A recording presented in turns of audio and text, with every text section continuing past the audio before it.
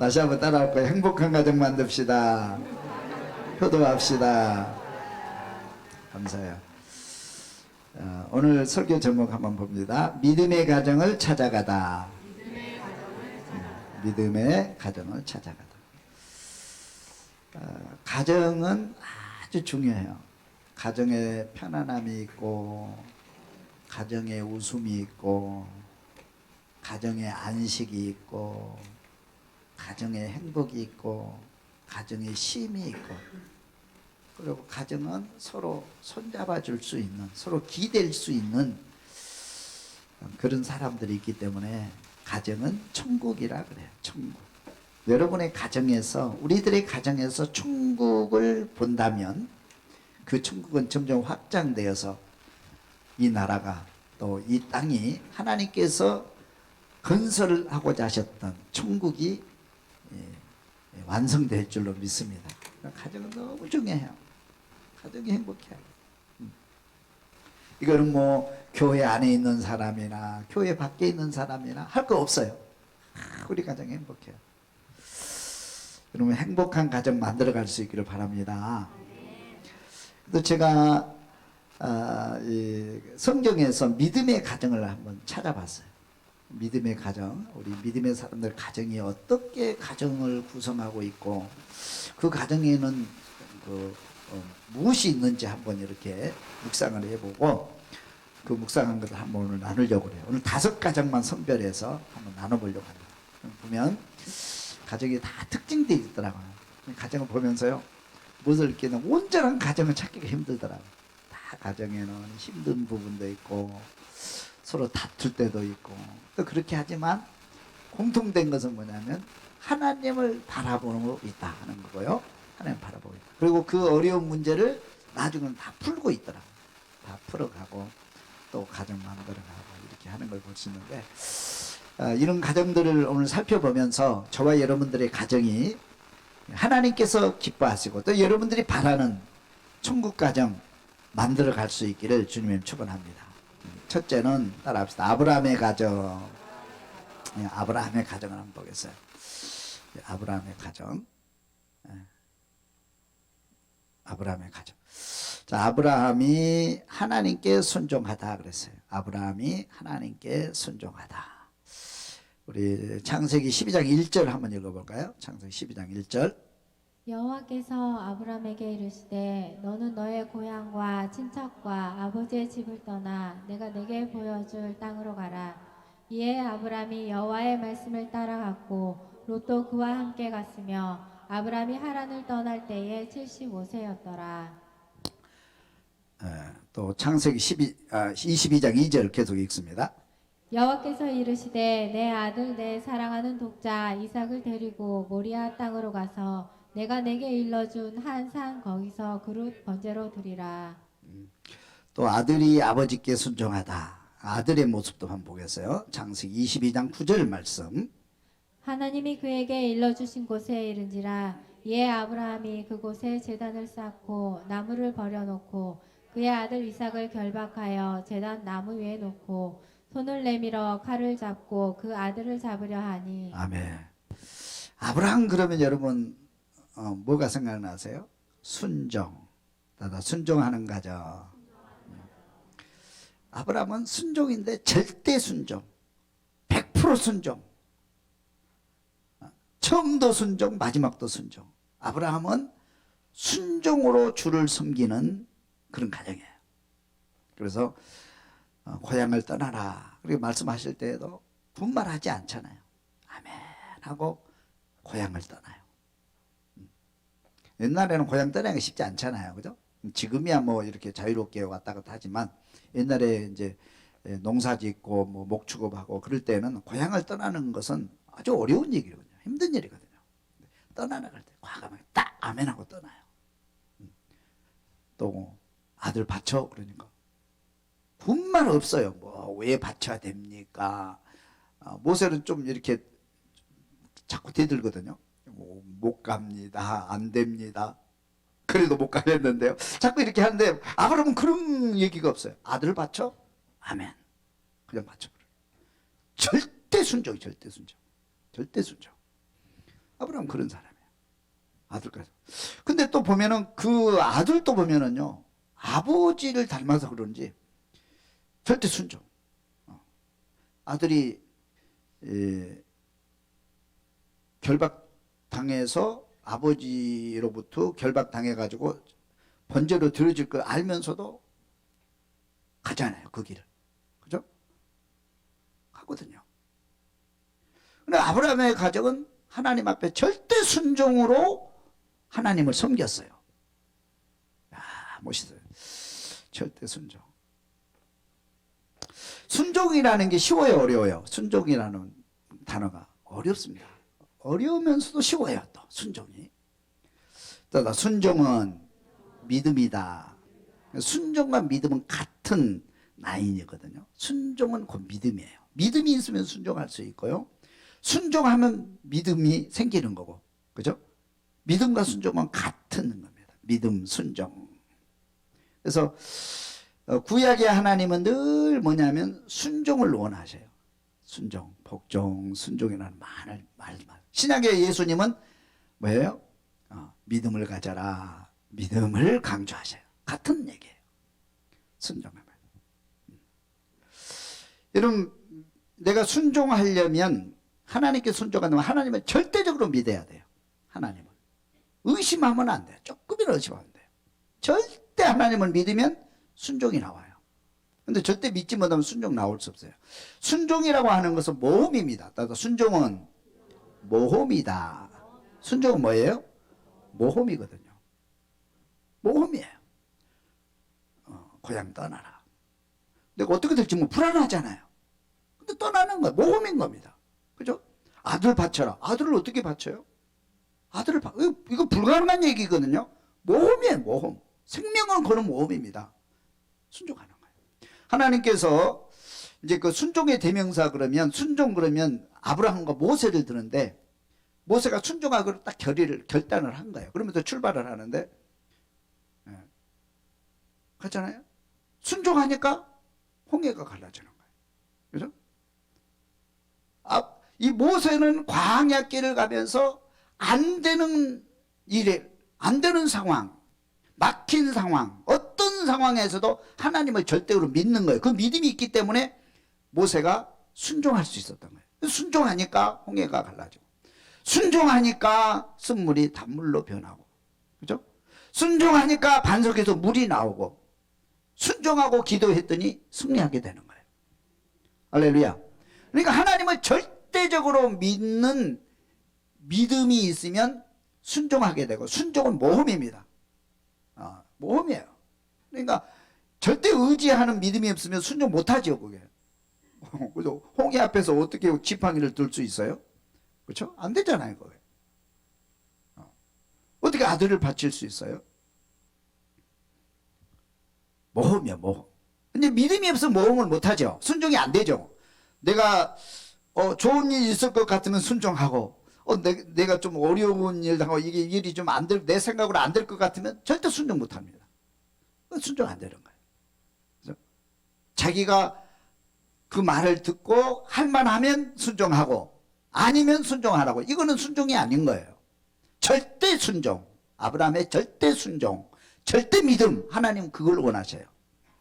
우리가 세상 살아가는데 절대 순종과 믿음은 아주 중요합니다. 이게 아주 하나님을 향해서, 특별히 하나님을 향해서, 부모님을 향해서, 부모님을 공경하라, 순종하라 그러잖아요. 남편을 복종하라, 순종하라 그러잖아요. 이게 힘들어요. 이 단어 자체가 안 맞는 거예요. 그러나 믿음을 가지고 있으면 가능해요. 이건 어떻게 보면 신비예요. 순종과 복종은 완전한 믿음인 거예요, 이게. 여러분, 순종이 회복되기를 주님의 이름으로 축원합니다. 그래서 아브라함 가정 그러면 아브라함은 순종, 나도 순종해야지. 이걸 교인들도 보면 순종하는 가정이 눈에 보이잖아요. 그죠? 순종하는 믿음으로. 그런 순종이 있기를 주님 축원합니다. 두 번째 가정을 봅니다. 요셉의 가정. 요셉이 형들과 화해하다. 창세기 45장 5절 말씀 읽어볼까요? 당신들이 나를 이곳에 팔았다고 해서 근심하지 마소서. 한탄하지 마소서. 하나님이 생명을 구원하시려고 나를 당신들보다 먼저 보내셨나이다. 하나님이 큰 구원으로 당신들의 생명을 보존하고 당신들의 후손을 세상에 두시려고 나를 당신들보다 먼저 보내셨나니 그런즉 나를 이리로 보낸 이는 당신들이 아니요 하나님이시라. 하나님이 나를 바로에게 아버지로 삼으시고 그 온 집의 주로 삼으시며 애국 온 땅의 통치자로 삼으셨나이다. 아멘. 요즘 연속극을 잘 안 보는데 연속극 스토리가 똑같더라고요. 내가 보니까. 내가 좀 어려움을 당할 때 누군가가 우리 아버지를 죽이고 회사를 빼앗고 그리고 나는 죽음에 처했어요. 근데 이 사람이 외국 가가지고 성형수술 해가지고 부자가 돼가지고 돌아왔어요. 그럼 그 회사에 들어가가지고 복수합니다. 이제 그러면 그걸 보면서 야 이제 복수하는 과정이 쭉 나와요. 근데 나중에 뭘로 끝나냐면 이렇게 그 힘 있는 그 돈 있는 그 사장을 꺾고 그 복수를 완성하잖아요. 그러면서 쾌감을 느껴요. 시원하다 쾌감을 사람들. 그게 연속극의 스토리더라고. 보니까 다 그래요. 모든 연속극이나 모든 영화가 다 그렇게 펼쳐지더라고요. 그래서 내가 소설 하나 쓰려고 그래. 그거 말고 다른 거 한번 써보자. 이거 보면 요셉의 가정이요. 참 요셉의 아버지가 누구죠? 야곱이잖아요. 야곱이 아들도 엄청 많이 낳았어요. 12아들을 낳았잖아요. 낳았는데 형제끼리 불화가 일어나. 요셉은 이제 동생도 있지만 그때 막내였잖아요. 이제 형들이 요셉을 팔아버리잖아요. 처음에는 죽이자 그랬다. 안 되겠다. 죽이는 건 너무 심한 것 같아. 그래서 팔잖아요. 노예로. 그리고 아버지한테 가가지고 죽었다고 이렇게 보고를 하잖아요. 근데 아버지가 얼마나 가슴이 아파요. 평생을. 그죠? 제가 사랑하는 아들인데. 이 집안이 어떻게 이럴 수 있어요? 요즘도 그런 가정 있나요? 근데 요즘도 그런 가정이 좀 많은 것 같아요. 가정끼리 서로 아버지가 아버지를 고발하고 형제가 서로 고발하고. 저는 강북에 산 걸 참 어쩔 때는 감사할 때가 있어요. 강남에 사는 사람들은 거의 아버지 돌아가신 다음에 서로 고발하고 왜 재산 때문에 뭐 돌아가신 그날부터 서로 재산 싸움하고. 돈 있는 그 집안에 보면 거의 재산 싸움으로 그 형제들이 갈라지고 평생 원수가 되는 그런 모습을 우리가 많이 봐요. 근데 이 요셉의 가정도 그렇거든요.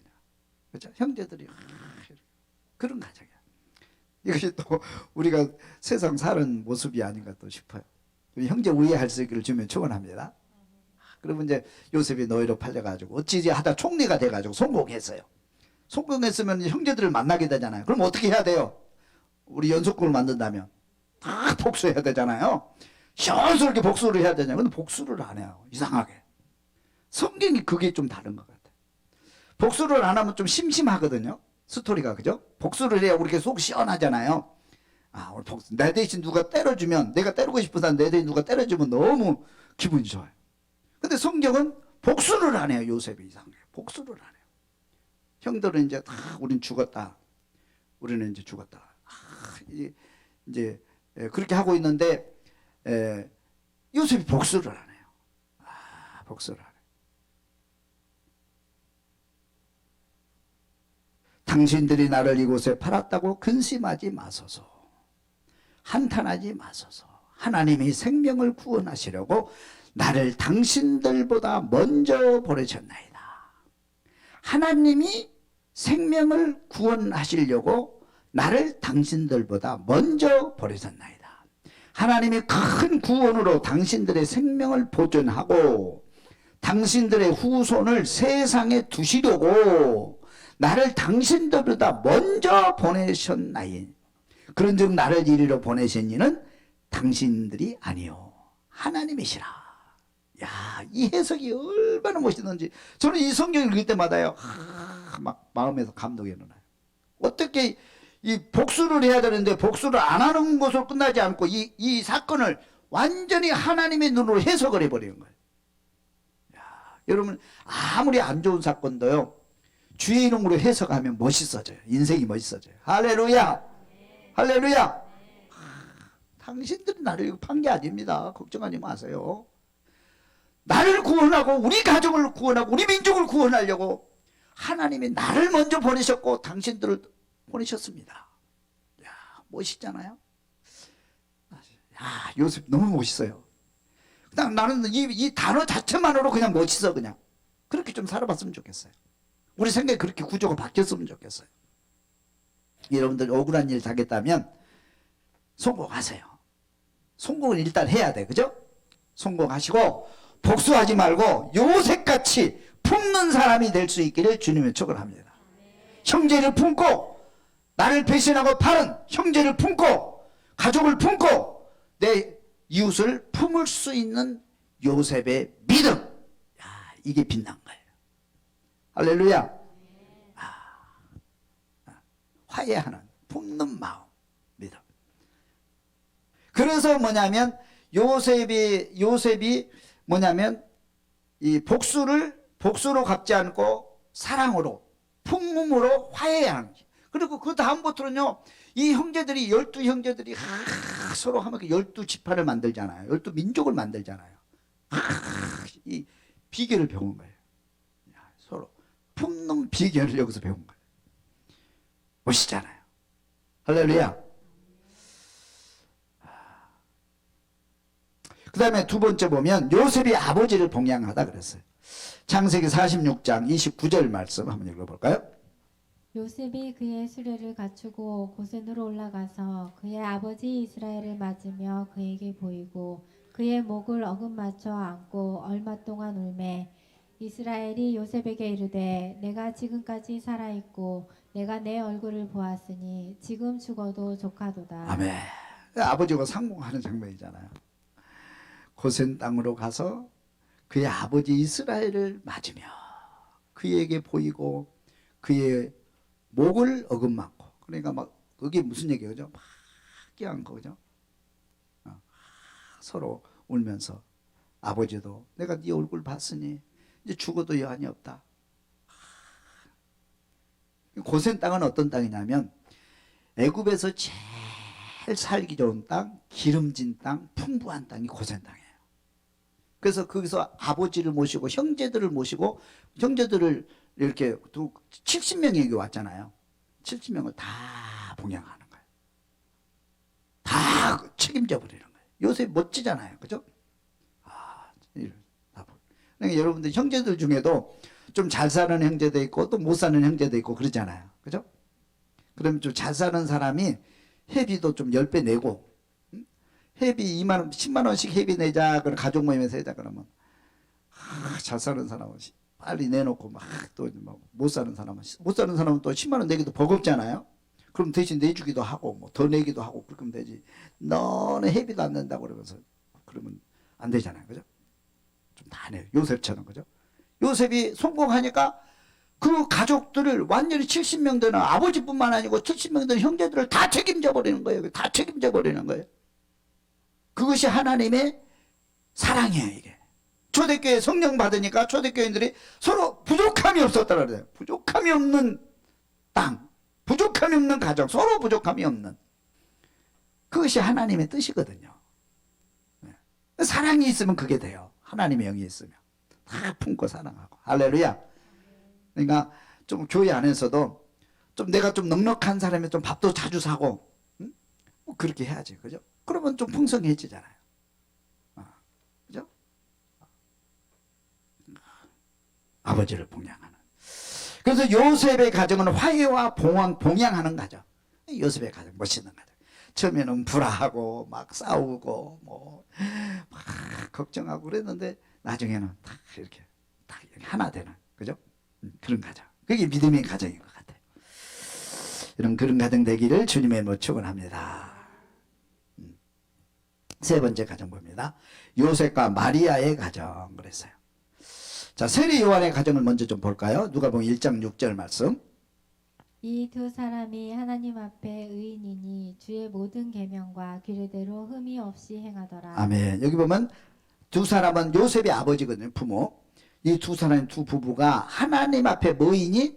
의인이니. 따 하나님 앞에 의인이다.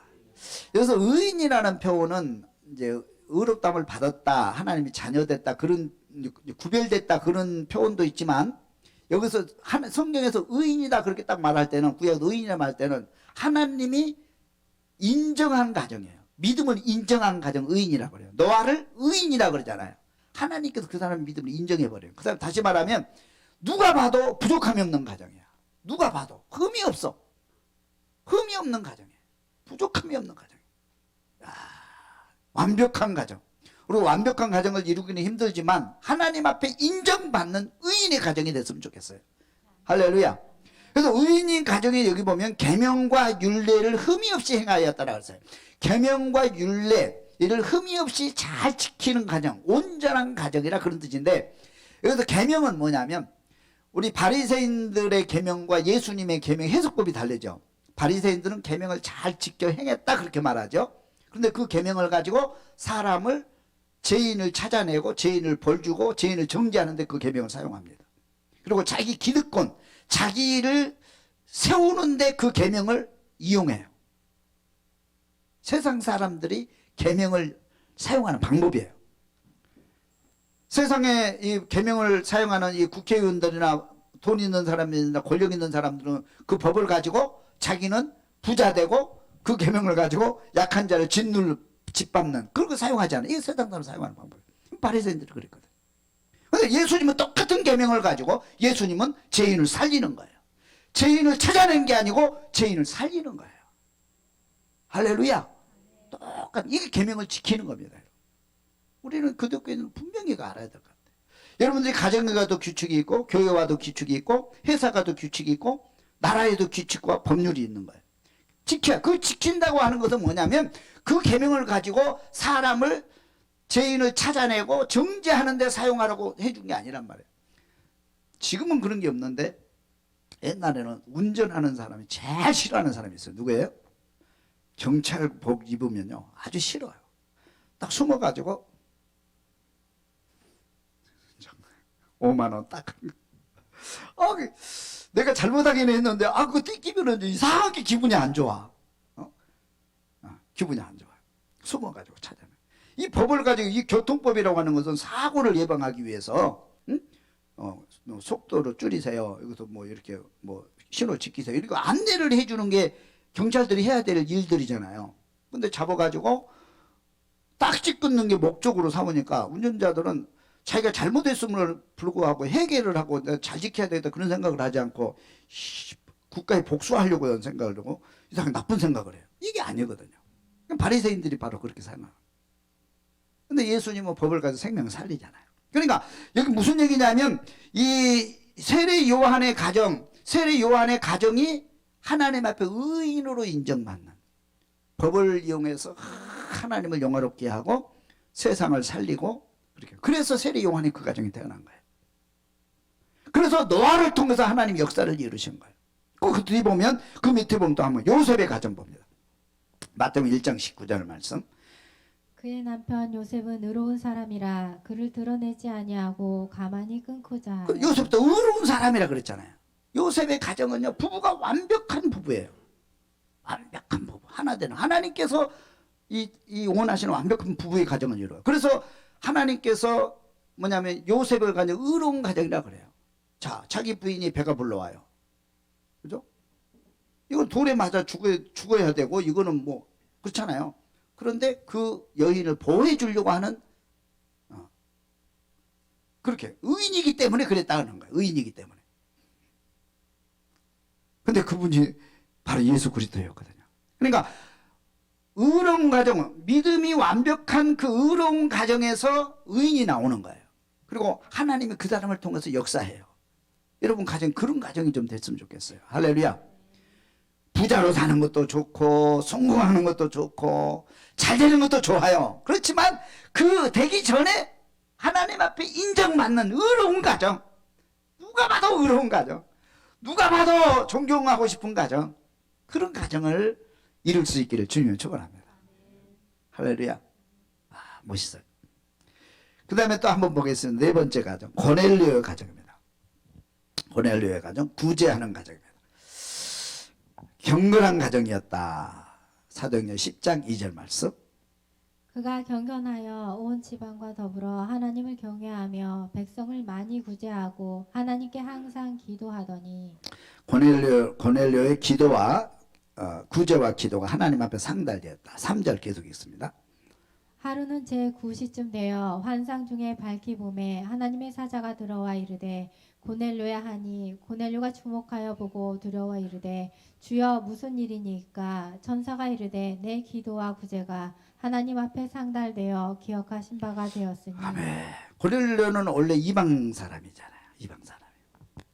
그런데 보니까 하나님을 경외했다 그랬어요. 하나님을 이방 사람인데도 불구하고 하나님을 경외했다. 그런데 그 온 지방과 더불어 하나님을 경외하며 백성을 많이 구제하니. 따라서 백성을 많이 구제하니. 얼마나, 그러니까 이 고넬료 가정은 평생 돈 벌어가지고 구제하는 일에 힘쓴 것 같아요. 누가 봐도 인정받는. 그리고 어떤 자기를 드러내기 위한 구제가 아니고 정말 그 믿음으로, 정말 사랑하는 마음으로 그렇게 늘 구제해. 성경에 나올 정도로 많이 구제했다. 구제하는 가정. 멋있지 않아요? 할렐루야. 멋있는 것 같아요. 제가 이제 우리 노예에서 회계를 이제 했거든요. 딱 회비를 내라고 그러잖아요. 그러면 세 종류의 사람이 딱 나타나요. 회비를 내는데. 자, 회비 내세요. 딱 광고를 하면 바로 회비 낸 사람이 있어요. 그 다음에 눈치 보고 조금 있다가 내는 사람이 있어요. 그 다음에 끝까지 안 내고 버티는 사람이 있어요. 여러분은 어디에 속하세요? 제가 그 사람을 한번 면밀히 한번 봤어요. 빨리 내는 사람이 주로 어떤 삶을 살아가는가 한번 조사를 해봤어요. 빨리 내는, 회비가 내 광고 떨어지자마자 바로 내는 사람 목회를 잘해. 믿음이 좋아. 행복해. 언제나 섬기고 살아 그 사람은. 멋있더라고요. 진짜 그래요. 보세요. 우리 한번 여러분 주변에 보세요. 그래요. 그럼 머뭇거리고 눈치 보고 내는 사람 그저 그래. 그저 그래. 그리고 끝까지 버티는 사람 깍쟁이. 옆에 같이 있고 싶지 않는 사람. 늘 사람을 힘들게 하는 사람. 세상을 부정적인 눈으로 보고 사는 사람. 늘 의심이 많은 사람. 그래서 끝까지 버티고 안 낼 수 있으면 안 낸 데까지 버텨요. 그러다 이제 어쩔 수 없으면 내는 거예요. 그러더라고요. 구제도 마찬가지인 것 같아요. 여러분, 행복한 사람이 가장 행복한 사람은요, 늘 돕고 사는 사람, 누군가를 위해서 헌신하는 사람, 이렇게 도와주는 사람, 구제하는 삶을 살아가는 사람은요, 항상 행복해요. 그 입에는 항상 웃음이 끊이질 않아. 기쁨과 행복이 항상 넘쳐, 그 사람들은. 여유가 있어. 여러분, 구제하는데 여러분, 여유가 있어서 구제해요? 없는 가운데 구제해요? 여유가 없어도 구제하거든요. 없는 가운데도 내가 하는 거예요. 없는 가운데. 그렇잖아요? 멋있어요. 멋있습니다. 어떤 분이 그 통계적으로 조사를 했는데, 성공하는 사람들 있잖아요. 성공하는 사람 90%가 다 구제를 즐겨하는 사람들이더라고요. 근데 패배하는 사람, 사업이 안 되고 패배하는 사람, 거의 구제 안 하는 사람. 거의 구제 안 하는 사람. 이 뇌의 마인드가 그렇게 돼 있는 거예요. 이게 굉장히 중요한 겁니다. 이게. 근데 구제라는 게 그냥 나온 게 아니에요. 그만큼 여유가 있고 내 마음에 행복이 있고 또 내 옆에 사람을 돌아볼 수 있는 그런 마인드가 돼 있고 그런 믿음이 있기 때문에 구제가 가능한 거예요. 할렐루야. 저는 전에 어떤 목사님의 간증을 들었는데, 그분의 자녀들을 키울 때 항상 저금통을 이렇게 놓고, 저금통. 그래가지고 돈 생길 때마다 그 돈을 넣는 거예요. 그래가지고 이제 그걸 1년 후에 딱 그걸 이제 배를 갈라가지고 그걸 구제하는 거예요. 어려서부터 그걸 해왔대. 그러니까 구제가 몸에 밴 거예요. 남을 도와주는 몸에 밴 거예요. 우리 노예 엊그저께 목사에 갔는데 그분을 처음 뵌 분인데 참 인자해 보이고 또 좋으신 분 같아. 그래서 내가 집에 가가지고 그분 홈페이지를 들어가가지고 한번 쭉 봤어요. 근데 이제 그 홈페이지 들어갔는데 뉴스가 나오더라고. 그 교회 뉴스가. 그 교회 뉴스인데 교회가 그 작업을 하더라고. 온 교회가 저금통을 나눠줘가 1년에 그리고 딱 저금통 뜯어가지고 그 완전 구제로 다 쓰는 그런 교회로 유명하더라고요. 그 교회가. 우리도 옛날에 하다가 멈췄거든요. 언제 한번 했었죠. 그죠? 시작을 했는데 끝이 없어. 그래서 내가 부끄러운 생각을 좀 했는데, 멋있더라고요. 고넬료의 가정은요, 다 구제. 그래서 하나님이 그 구제를 보신 거야. 그 아름다운 마음을 보신 거예요. 그래서 베드로를 초청하게 되었고, 성령 받는, 그리고 이방 사람이 되었어요. 할렐루야! 여러분, 구제에 힘쓸 수 있기를 주면 축원합니다. 그 다음에 바나바의 가정, 마지막으로 한 번 더 보겠습니다. 바나바의 가정. 사도행전 4장 36절 말씀 봅니다. 그불에서 난 레위족 사람이 있으니 이름은 요셉이라. 사도들이 일컬어 바나바라. 번역하면 위로의 아들이라 하니 그가 밭이 있음에 팔아 그 값을 가지고 사도들의 발 앞에 두니라. 바나바는 착한 사람이요 성령과 믿음이 충만한 사람이라. 이에 큰 무리가 주께 더하여지더라. 아멘. 초대교회에요, 예수님의 제자들도 있고요, 성령 받은 믿음의 사람이 120명이나 되고요, 그리고 훌륭한 사람이 너무 많았어요. 근데 그 초대교회 예루살렘 교회에서 모든 백성들에게 가장 존경받는 사람, 따뜻한 사람, 같이 있고 싶은 사람, 그 사람이 누구일까요? 바나바였어요. 바나바는 부자입니다. 부자. 바나바는 부자예요. 그래서 또 존경을 하고, 부자가 또 존경받을 수도 있잖아요. 근데 부자라서 존경받는 게 아니고 그 밭을 다 팔아서 구제 사업도 하고, 그리고 또 여기 보니까 착한 사람이라. 착한 사람, 믿음 안에서 착한 사람, 늘 착한 일의 대명사야. 선한 일의 대명사예요. 바나바는 선한 일의 대명사가 될 수 있길 주님 축원합니다. 멋있잖아요. 선한 일의 대명사. 또 여기 보니까 성령 충만 받은 사람, 또 믿음이 충만했다. 그래서 이 바나바가 가서 힘든 사람 고면하면 다 일어나. 다 일어나. 대표적인 게 뭐냐면, 사울이 다메섹에서 예수를 만나가지고 선하게 살아봐야 되겠다. 그러니까 마음을 먹고 예루살렘 교회에 와서 제자들과 좀 친해보기를 원하고 교회에서 좀 일을 하려고 하는데 누구도 받아주지 않고 믿을 수가 없는 거예요. 하루아침에 변하니까. 그죠? 그래서 어떻게 보면 왕따. 그러니까 이 사울은요, 이게 유대 민족에게도 이제 왕따, 교회에서도 왕따, 갈 곳이 없는 거예요. 그래서 고향에 내려간 거거든요. 자기가 쏠 곳이 없는 거예요. 유대인들에게도 따돌림 당하고 교회에서도 환영받지 못하고 고향에 내려갔어. 근데 이 사람을 권면해서 사도가 사도 되도록, 이방의 최고의 사도가 되도록 권면하고 길을 안내한 사람이 누구일까요? 바나바였어요. 바나바는 그 진실을 알고 이 사람을 어떻게 하든지 하나님의 일꾼으로 만들어야겠다. 그래서 제자들과 서로 이렇게 매칭도 시켜주고, 또 고향에 가서 쭉 엎드려서 그냥 묵상하고 사는데 또 내려가 가지고 이리 와, 같이 일해야 돼. 같이 하라. 손잡고 그래, 같이 갑시다. 그래 가지고 안디옥에 데리고 가지고 같이 선교 여행을 가고 다시 비전과 꿈을, 숨겨진 비전과 꿈을 다시 불태워주고 그걸 가게 했던 사람이 바나바였거든요. 바나바는요, 야, 멋있어요. 저도 바나바처럼 한번 살아보려고, 멋있는 것 같아요. 그래서 여기서 이제 아브라함의 가정, 또 순종하는 가정, 또 요셉의 가정, 화해하고 봉양하는 가정, 요셉과 마리아 가정, 온전한 의인의 가정, 고넬료의 가정, 구제하는 가정, 바나바 권면하는 가정. 저는 제일 저하고 이제 제가 이 중에서 닮고 싶은 사람이 바나바가. 바나바 좀 착하게 살아봐야 되겠다. 성령 충만하고 살아봐야 되겠다. 또 많은 사람을 권면해서 세워주는 일에 좀 이렇게 일을 해야 되겠다. 바나바가 같은 사람이 되고 싶어요. 여러분은 어떤 사람이 되고 싶어요? 어떤 가정 만들고 싶어요?